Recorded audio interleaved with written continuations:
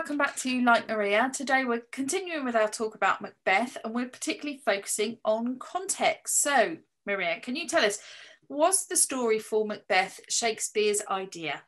Absolutely not. It's not uncommon in this era and still today for playwrights and creators to draw on other people's ideas, and most of Shakespeare's plays are taken from earlier sources, histories and legends quite often. We can see this in a whole variety of plays. So no, he drew on earlier sources, certainly. And in particular, we know that with Macbeth, he relied on a chronicle written in 1577 by a chap called Holinshead. And he wrote a chronicle about life and the history of England, Ireland and Scotland. So that's where Shakespeare's getting his material, if you like. So are you saying then that this is based on a true story from history? Oh, well, not exactly. Holinshead wrote the chronicles. He wrote about medieval history and going back, and in particular, obviously, we're focusing on the history of Scotland in this Scottish play. But some of it was kind of combined and conflated with legend, really. So we're looking back at things a little bit like we might treat Robin Hood, for example. Some of that kind of lack of authenticity might come in there. In any case, Macbeth is a kind of compilation by Shakespeare of various incidents. So we know, for example, that it draws on the murder of King Duff, which is an earlier murder, and then it mixes that with Macbeth's actions and the actions of his wife. So it's kind of a pick and mix, really, and none of it should be relied on as giving us real clues about Scottish history, though there are those elements in there. So why then did he choose this story to write about? Well, I think this is a very important question. If you look at the story in its barest bones, it's a member of the nobility collaborating with witches and killing a king. Now, James was very anxious about this sort of behaviour. There was a lot of suspicion in government and people that surrounded him at court. One could never trust people fully.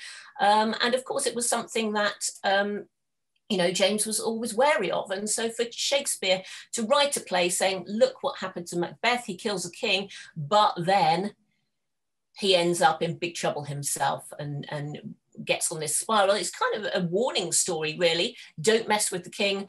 Don't embrace witchcraft, supernatural.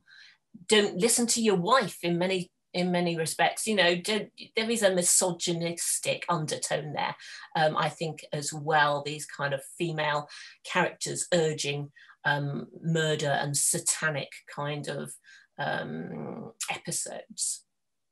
So was the role of the king much more important then than it is now? Well, absolutely. I mean, I think now we have a sort of the Queen is a kind of figurehead and a rubber stamp on some pieces of legislation, but absolutely in those times, everything centered around the king and his wishes. You had to watch out as a writer for your own safety, really. You couldn't go against the king. And in fact, you wanted to praise the king, show people that the divine right of kings was something that one should support. And Shakespeare obviously sought to support James. We have the Gunpowder Plot, the Guy Fawkes plot, and all of that stuff happening around about this time. And Shakespeare would want to show James that he was very much on the king's side, that he rejected any sort of collaboration against the king as a kind of grab for power. And of course, it was personally important to Shakespeare because he was one of the king's men, and he wanted the king's patronage to pay his wages, really. That's what he needed. So the king was a very important figure in theatrical life, but in the country, you're absolutely right. He was a very key central figure, and to displease the king was not good. Thank you. Do you think he enjoyed this play then, King James? I'm pretty much certain that he would have done.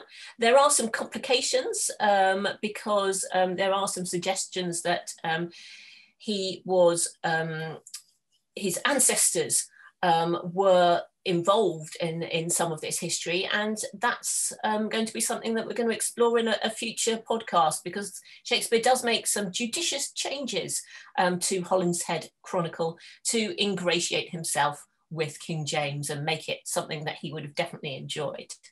Brilliant. Thanks a lot, Maria, and thanks for watching, everybody, and we'll see you again soon. Bye-bye. Right. See you next time.